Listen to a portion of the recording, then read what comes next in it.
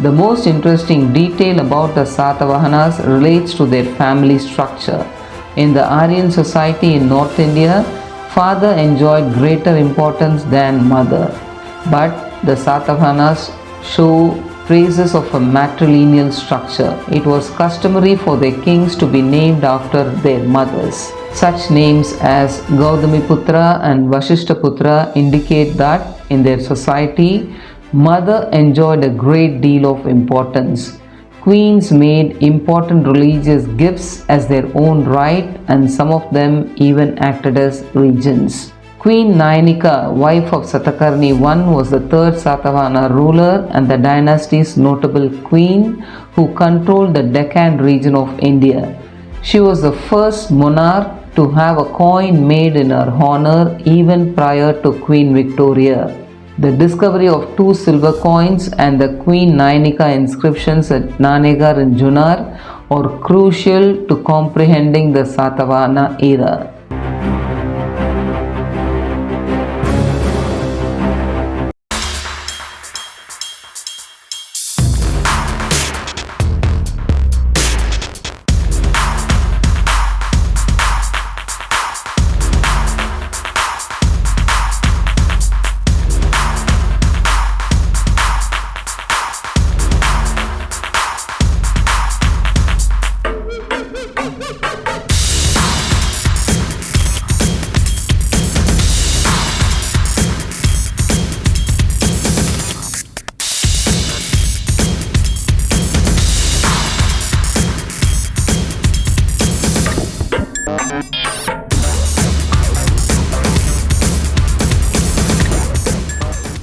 Chalukya dynasty.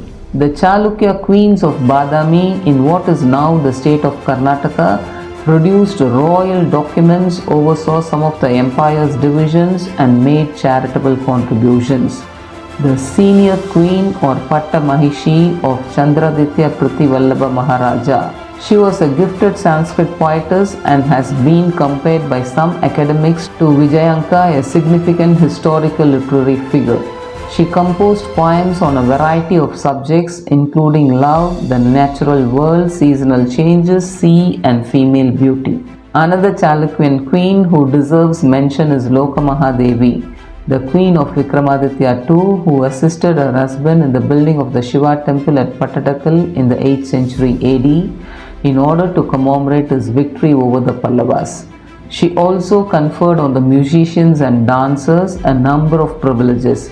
One of these, by name Achala, seems to have founded a new school of dancing.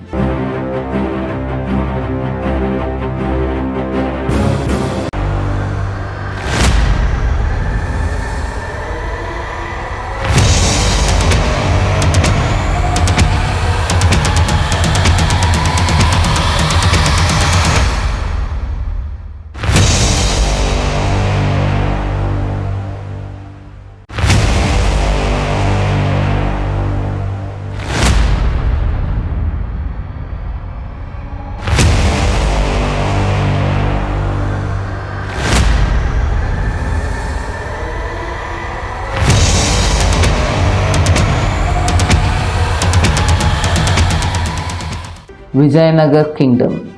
During the 16th century, when South India was under the Vijayanagar rulers, there are references found about of women giving away grants to the temples. The 2 queens of Krishnadevaraya, who were Tirumala Devi and Chinna Devi, accompanied him to the temple of Lord Venkateshwara at Tirumala, present-day Tirupati, and presented many expensive gifts to the presiding deity. During this rule, there were a few women who carved out a name for them in the polity and literature, such as Ganga Devi and Oduva Thirumalamba. Ganga Devi was popular because she was the queen of Kumara Kampana, who conquered the Sultan of Madura in 1371. She was a highly educated and talented woman and accompanied her husband during his expeditions. In the court of the king Achyutaraya, the successor of Krishnadevaraya was Oduva Thirumalamba, a Sanskrit scholar and poetess who authored Varadambika Parinayam, which was the story of the marriage of King Achyutadevaraya in Sanskrit. She was a genius, was an excellent musician and grammarian. She was also a linguist and could write in many scripts. In addition to all these excellent qualities, she must have possessed great beauty, for King Achyutaraya became so enamored of her that he elevated her to the position of queen.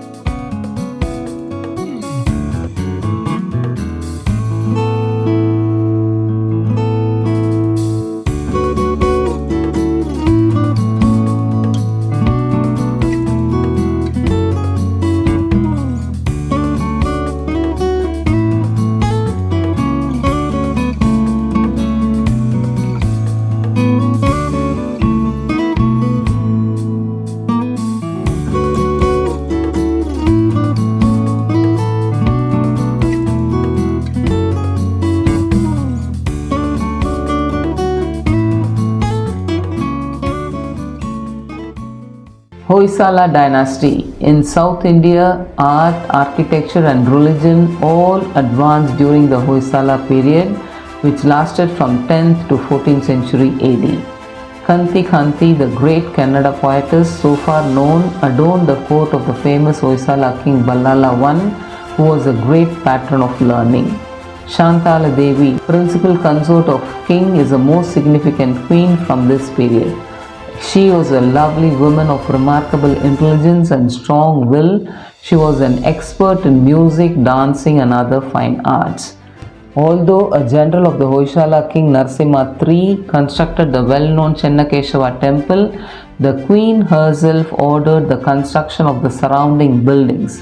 A novel titled Natyarani Shantala by K.V. Iyer immortalized her legends.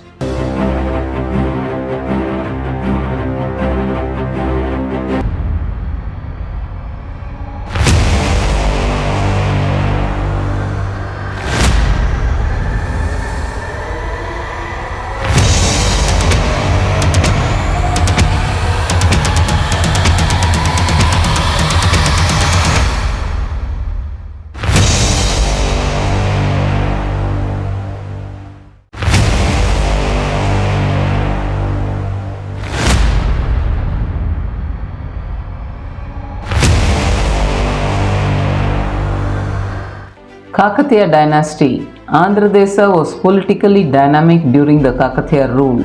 The most influential female monarch of the Kakatiya dynasty in the Deccan Plateau was Rani Rudrammadevi. She jointly began her rule with her father Ganapati Deva as his co-regent, but assumed full sovereignty in 1263 AD. Unlike her Kakatiya predecessors, she chose to recruit as warriors many people who were not aristocratic, granting them rights over the land tax revenue in return for their support. This was a significant change and one that was followed by her successor and also by the later Vijayanagar Empire. Her demise finally came in the hands of the Kayastha chieftain Ambadeva in 1289 after a valiant battle between the two. Ganapamba was the younger sister of Queen Rudramba of Warangal. Though not as famous as her sister, she deserves to be remembered as one of the few Andhra women who actually wielded the scepter and governed a kingdom in her own right. Ganapamba was a wise and enlightened ruler, and under her motherly care, the people of 6005s enjoyed peace and order.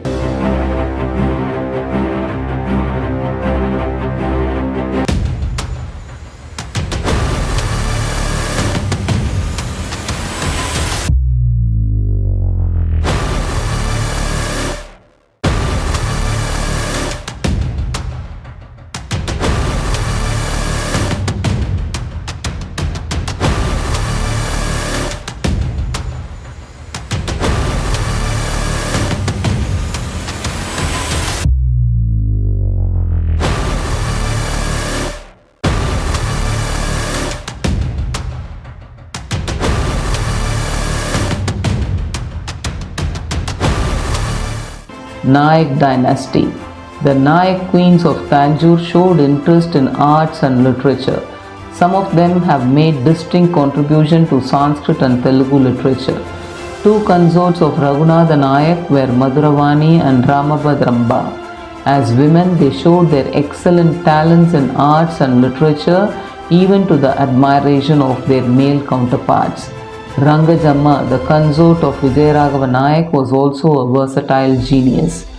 Rani Mangammal was a popular queen of the Nayak kingdom of Madurai, and there is no doubt that her place in history as a capable, enlightened, and beneficent ruler is unchangeable. Thank you very much for watching, and I will see you all again in the next video with another important topic.